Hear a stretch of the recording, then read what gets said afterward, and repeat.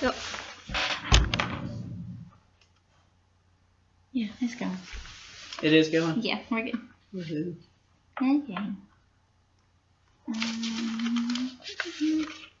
I guess our first question is young learners or adult learners more successful?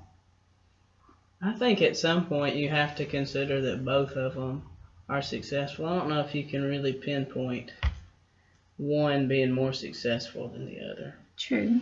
What'd you find this week? Because I think, like I said before, like the young learners have more time to learn more, I guess you would say, and build on that L2.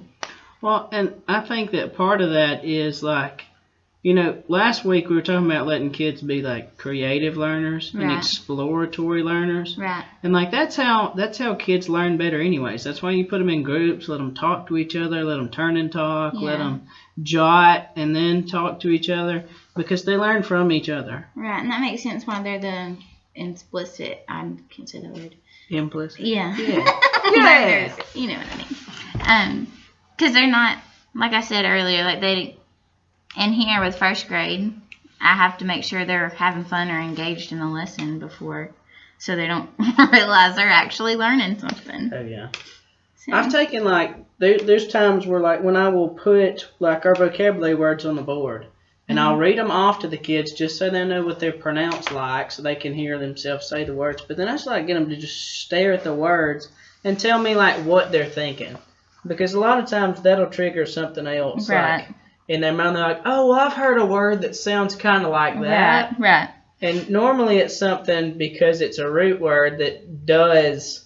Like, that is related to that word, yeah. Yeah. But I guess it makes sense, too, that the younger learners aren't as attached to that second language or their first language. Whereas the adult is, and they don't want to escape from it, I guess you would say.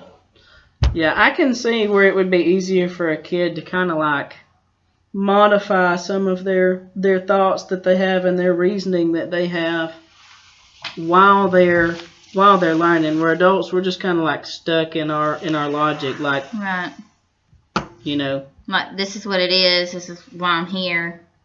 They know the purpose of why they're learning their L2, so it doesn't give them, I guess. Are they really going to use it? Yeah. If they're maybe like getting a job or something. Whereas the kids, they're not really sure what they're going to use that L2 for later on. Yeah. So. I think like adults especially, you're not going to get like, I couldn't sit a group of adults down and give them new vocabulary words and be like, okay, now I want you to talk about that word. If you heard anything that sounds like that word. They're going to look at you like you're crazy. Because they don't learn that way. They learn from just the explicit instruction. Right. This is this, and this is what it is. Right. Like, this is how you're going to use it. This is how you're going to see it in a sentence, and that's what that means. Right. Because that makes sense. Like, I'm like that now. But back in elementary school, I wanted to, hands-on stuff where I had no clue what I was learning. Or, not no clue what I was learning, but that I was learning, I guess I would say. Yeah, kids don't do well with black and white. Right. Like, you can tell me, oh, well, multi-competence means that you're blending L1 and L2. And, okay, I'm fine with that. I got you. But, like, a kid, you're going to need something to show, like, them mixing those things together. Right, yeah. Or they're not going to remember it. Right. What do you think makes a kid so much more successful than an adult? Like, I know that we've been talking about it, but, like, I saw where we're talking about, like, Chomsky's, like, learning acquisition device, that innate ability. What'd you think about that when we came across it this week? It was really confusing, because they just went back and forth on if it really worked or not.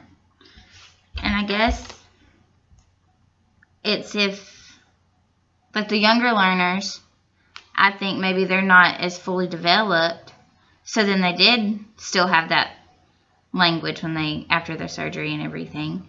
But then the adults, everything was just pretty much wiped out. Yeah, I thought that was cool that even from like not even a research like SLA perspective, they brought in stuff from like surgery clinics and talked about how it affected the brain. And one of the things that I wonder, like, I hope that maybe we'll get an answer to this, or somebody can find something for us, is like, I just want to know if your brain stores that stuff different places. Right. Because if they're working on the same exact part of the brain, and the adults couldn't get their learning back, but the kids could, what caused it? Is it stored in a different place until you mature, or So it's kind of like a developmental type thing, I guess. yeah? Do you have time to relearn it as a child? Like what? Why did that happen? I don't get that. That kind of baffled me too. Well, maybe we'll find an answer. Do you think that maturity impacts second language acquisition? I would think so. I think, like, it mentioned at some point that adults handle, like, vocabulary Right.